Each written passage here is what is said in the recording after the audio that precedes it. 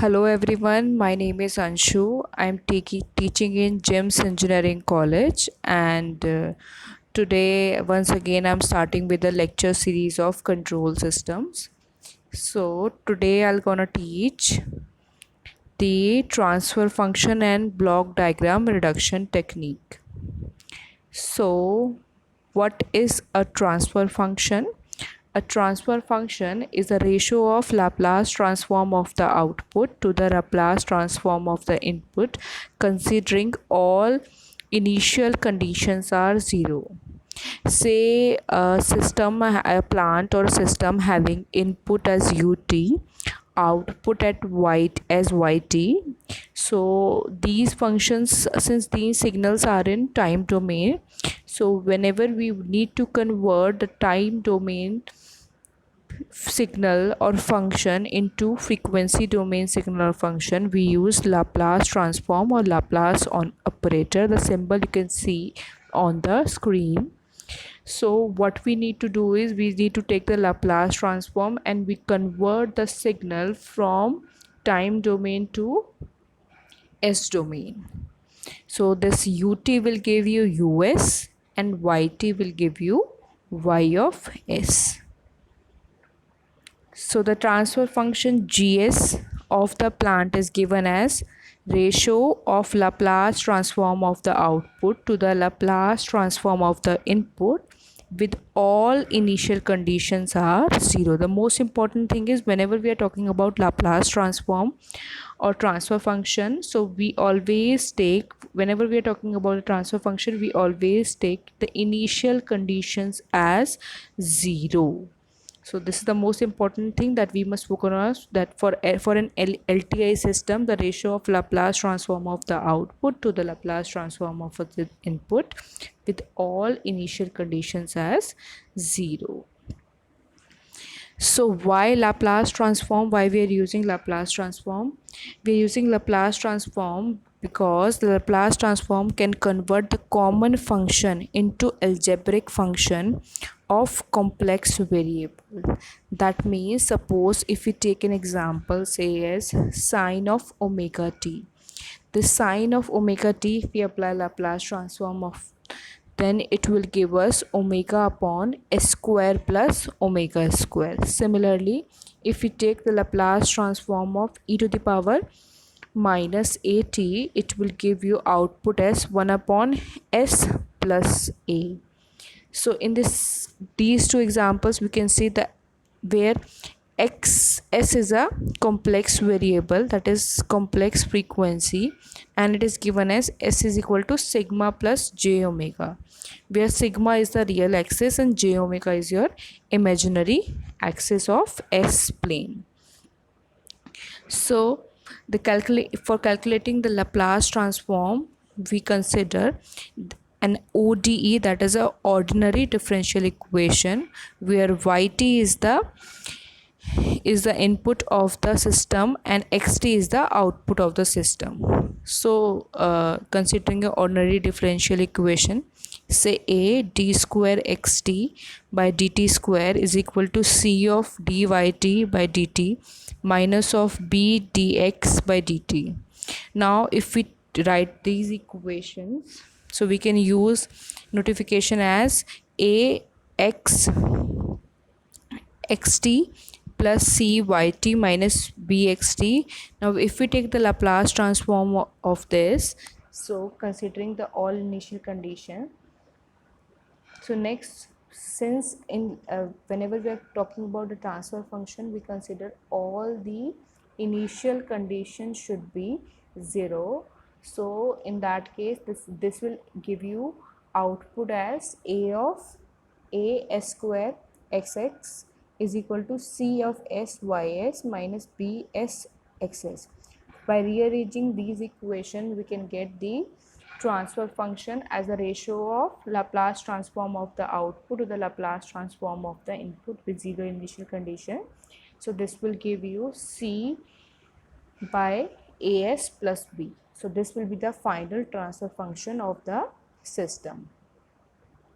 Suppose in general, if we consider a differential equation as a naught yn plus a1 yn to the power minus 1 plus and so on to bm x, where x is the input of the system and y is the output of the system. So the transfer function gs is again given as Laplace ratio of Laplace transform of the output to the Laplace transform of the input with zero initial condition. That means you'll get the output as y of s divided by x of s is nothing but this will give you this b1 s to the power n plus and so on to bm divided by a naught s to the power n plus and so on to an. So whenever we are talking about the transfer function, we do talk about the proper and improper transfer function. So what is a proper transfer function? What is an improper transfer function? When the order of denominator polynomial is greater than the numerator polynomial, the transfer function is said to be a proper transfer function. Otherwise, it is said to be improper. Say if the denominator polynomial is less than your numerator polynomial, in that case you can say the transfer function is improper. And if the transfer function of the denominator is equal to the, if the denominator polynomial the order of denominator polynomial is equal to the order of the numerator polynomial, in that case as well we can say the transfer function is your improper transfer function. So let's take in some example of transfer function of electrical system that we can use in order to identify the transfer function. So suppose if we have a electrical circuit with a resistance and an inductor. From this circuit we can find the voltage is given as voltage is equal to R into the current of the loop I plus L di by dt. Now if from this circuit if we apply simple KVL, then we can say V is equal to Ri plus L di by dt. Now if we apply the Laplace transform from this for this, then we can find as Vs is equal to I of s plus in bracket R plus L of s. Now in order to get the transfer function, we say Is by Vs is equal to 1 upon R plus Ls, that is equal to 1 upon L S plus R by L. So the transfer function of the system Gs is given as Is by Vs, that is the ratio of output to the input. Okay. So let's take another example. In this case, we have a resistance in series with the capacitors, and we have a input voltage as E input and output voltage as E output. So in the above numerical, we can see we need to find the transfer function. So first we apply KVL. So we can say the E input is equal to RIT plus 1 upon C integration IT dt, and E output is given as 1 upon C integration of IT dt. So in this case, when we take Laplace transform for the both equation, we get as E input is equal to R of Is plus 1 upon C Is by S.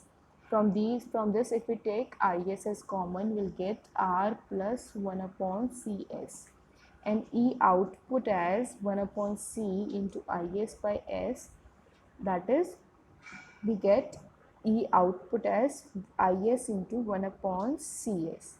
So if we need to calculate the transfer function from this, we have to apply the output voltage by input voltage. So if we put the ratio of output voltage to the input voltage, and if we cancel out the value of current, so what we are left with 1 upon Cs plus divided by R plus 1 upon Cs. So whole soul will get the transfer function as 1 upon RCS plus of 1. So today we'll discuss another topic, that is block diagram reduction. So Block diagram reduction is basically a modeling of any simple or complex system. It consists of multiple blocks connected together to represent a system to explain how it is functioning. A block diagrams are generally are single line diagram, that is the flow of system variable from one block to another and is represented by a single line.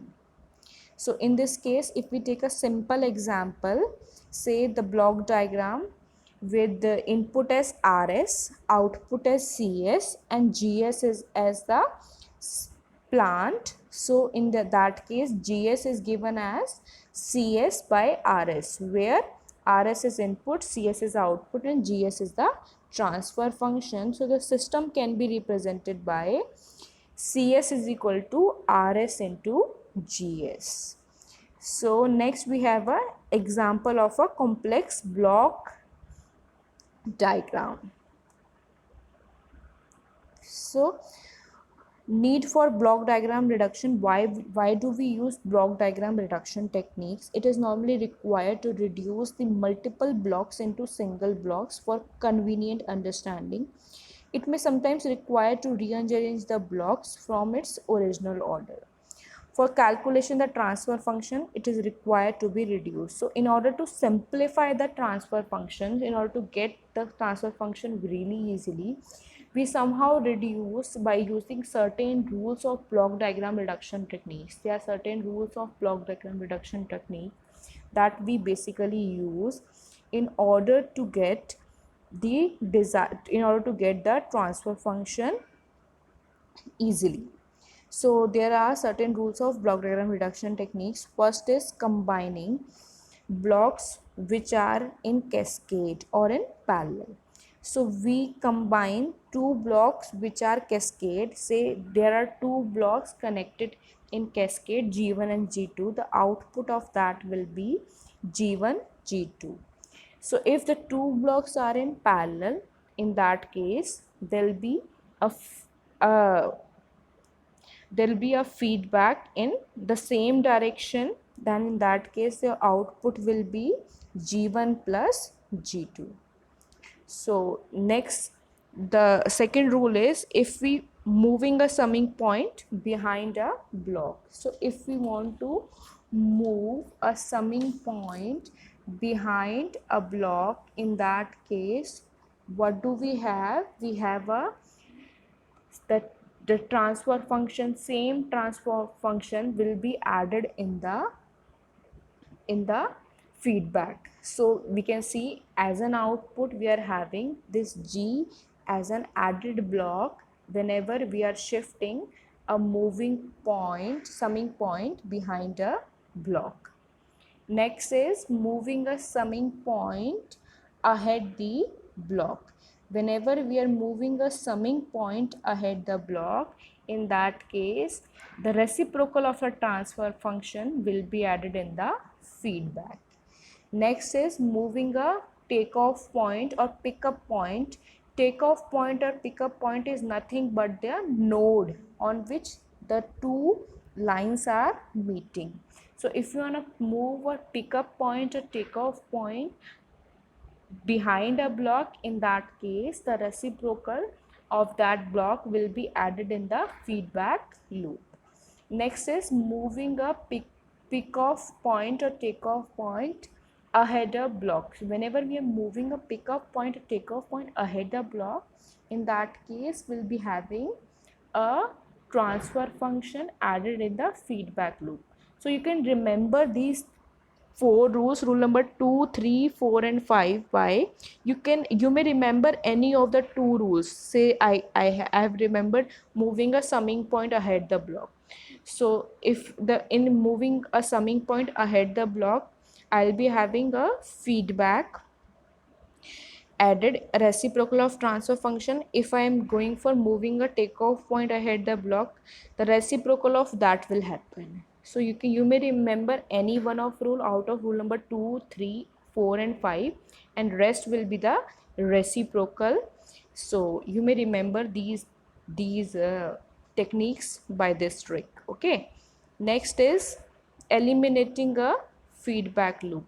Whenever you have to eliminate a feedback loop with a negative or positive feedback, so you may have the output as transfer function divided by 1 plus or minus by the transfer function into the feedback, that is h is the feedback. So gain upon 1 plus gain into feedback for the case of negative feedback, and gain upon 1 minus gain into feedback in case of positive feedback.